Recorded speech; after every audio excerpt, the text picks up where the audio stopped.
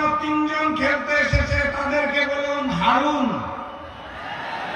যারা হারার জন্য খেলতে এসেছে তাদেরকে বলুন হারুন। দাঁড়িপাল্লার তিনজন জিতার জন্য এসেছে, সেবা করার জন্য এসেছে, তাদের বলুন জিতুন। লন্ডন থেকে এসে মুফতি সাহেব রাজনৈতিক ইতিহাস পরিবর্তন করতে চায়। লন্ডন থেকে এসে মুফতি সাহেব বাংলাদেশের ইতিহাসকে বিকৃত করতে চায়। উনি বলতে চায় 16 বছর জামাত শিবিরকে মাঠে দেখতে পায় নাই। উনি 71-এর ইতিহাস পরিবর্তন করতে চায়। বাংলাদেশের ইতিহাস পরিবর্তন করতে করতে উনি এখন ইসলামের ইতিহাস পরিবর্তন করতে চায়। ওই বিএনপি যারা ডাক্তার শফিকুর রহমানের সোশ্যাল মিডিয়া অ্যাকাউন্টে হ্যাক করে নারী বিদ্বেষী পোস্ট দিচ্ছে, সেক্রেটারি জেনারেল জামাতের তারটাও হ্যাক করা হয়েছে, যারা নির্বাচনে নিশ্চিত পরাজয় বুঝতে পেরে এখন তারেক রহমানের আই হ্যাভ আ প্ল্যানের ষড়যন্ত্র শুরু করেছে, তাদেরকে 12 তারিখ রুখে দিতে হবে ইনশাআল্লাহ। আমার প্রথম প্রশ্ন, শহীদ ওসমান হাদির ভাইয়েরা কি ঘুমিয়ে গেছে? শহীদ আবু সাইদের ভাইয়েরা কি ঘুমিয়ে গেছে? আপনারা যদি জেগে থাকেন তাহলে আমার এই এলাকার মা এবং বোনদের ইজ্জত নিয়ে ছিনিমিনি খেলা হয় কোন সাহসে? আপনাদের স্পষ্ট ভাষায় জানিয়ে যেতে চাই, আমার দেশের মা এবং বোনদের উপর যদি হামলা হয় সেখানেই প্রতিবাদ করবেন, প্রতিরোধ করবেন। ওই নব্য জালেম বিএনপির কালো হাত বেগে ঘুরিয়ে দেবেন। যদি মামলা হয় বলবেন রাশেদ প্রধান হুকুম করেছিল তার নামে মামলা দিতে পারবেন? আলহামদুলিল্লাহ। এই যে আমার বাম পাশে একটা কলেজ, নবাবগঞ্জ সরকারি কলেজ, 1987 সালে ছাত্র সংসদ নির্বাচন হয়েছিল। পুরা প্যানেল জিতেছিল শহীদি কাফেলা ইসলামী ছাত্র শিবির। বিপি হয়েছিলেন আজকের বর্ষিয়ান নেতা নুরুল ইসলাম বুলবুল, এখানে বসা আছে। এরপর আর কোন ছাত্র সংসদ নির্বাচন এখানে হয় নাই, কারণ তারা হারার ভয়ে খেলতে চায় না। জাতীয় নির্বাচনে এই চাঁপাইনবাবগঞ্জে হারার জন্য আরো তিনজন খেলতে এসেছে, তাদেরকে বলুন হারুন। যারা হারার জন্য খেলতে এসেছে তাদেরকে বলুন হারুন। দাঁড়িপাল্লার তিনজন জিতার জন্য এসেছে, সেবা করার জন্য এসেছে, তাদের বলুন জিতুন। এখানে আসন কয়টা? এই 3টি আসনে দাঁড়িপাল্লাকে জয়যুক্ত করে আগামী দিনের প্রধানমন্ত্রী ডাক্তার শফিকুর রহমানকে উপহার দিতে হবে। আর ওই নির্বাচনের দিন আরো একটা ভোট আছে, মনে আছে তো নাকি?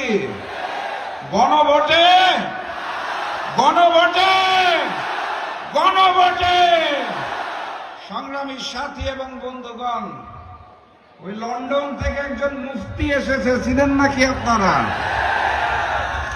আসার পরে নির্ধারণ করছে মুফতি সাহেব কে মুসলমান, কে শিরক করে, কে বিধর্মী। আমি দেখলাম উনি ওনার বক্তব্যে বদরের যুদ্ধে হযরত আয়েশার নাম বর্ণনা করলেন, উনি নাকি যুদ্ধ করেছেন। লন্ডন থেকে এসে মুফতি সাহেব রাজনৈতিক ইতিহাস পরিবর্তন করতে চায়। লন্ডন থেকে এসে মুফতি সাহেব বাংলাদেশের ইতিহাসকে বিকৃত করতে চায়। উনি বলতে চায় 16 বছর জামাত শিবিরকে মাঠে দেখতে পায় নাই। উনি 71-এর ইতিহাস পরিবর্তন করতে চায়। বাংলাদেশের ইতিহাস পরিবর্তন করতে করতে উনি এখন ইসলামের ইতিহাস পরিবর্তন করতে চায়। এই লন্ডনের মুফতি আর তার হাতে সৃষ্ট নতুন জালেম বিএনপিকে আগামী 12 তারিখ আমরা লাল কার্ড দেখাবো ইনশাআল্লাহ। 12 তারিখ গণভোটে হাকে জয়যুক্ত করতে হবে। চাঁপাইনবাবগঞ্জের 3টি আসনে 3-0 গোলে বিজয়ী হতে হবে। আমি বিশ্বাস করি ডাক্তার শফিকুর রহমান যখন প্রধানমন্ত্রীর দায়িত্ব গ্রহণ করবেন, এই মঞ্চে বসে থাকা একজন আপনাদের সন্তান গুরুত্বপূর্ণ মন্ত্রণালয়ের মন্ত্রীর দায়িত্ব গ্রহণ করবেন। কে তিনি? আলহামদুলিল্লাহ আপনাদের এলাকার সন্তান।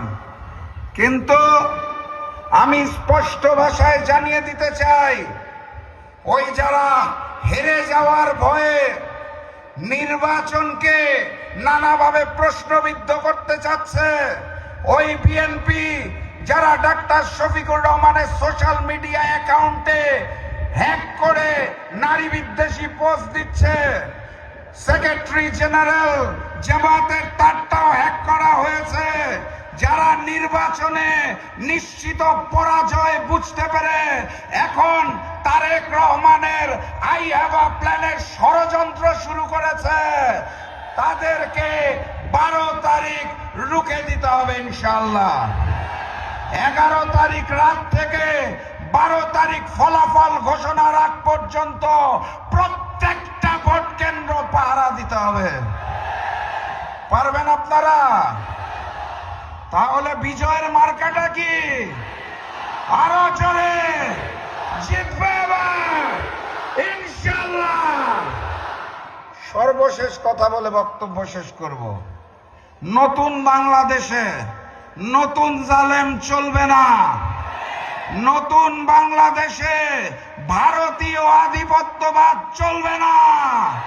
নতুন বাংলাদেশ হবে ঐক্যবদ্ধ বাংলাদেশ, ইসলামের বাংলাদেশ, কুরআনের বাংলাদেশ, মানবিক বাংলাদেশ, যেখানে হিন্দু মুসলমান সকলে মিলে আমরা নতুন বাংলাদেশ গড়ে তুলব। প্রস্তুত আছেন? বিজয়ের স্লোগান দিয়ে বিদায় নেই। নারায়ে তাকবীর, নারায়ে তাকবীর।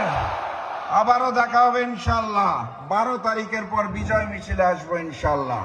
বিজয়ের পথে যাত্রা শুরু জীবন অথবা মৃত্যু। আসসালামু আলাইকুম।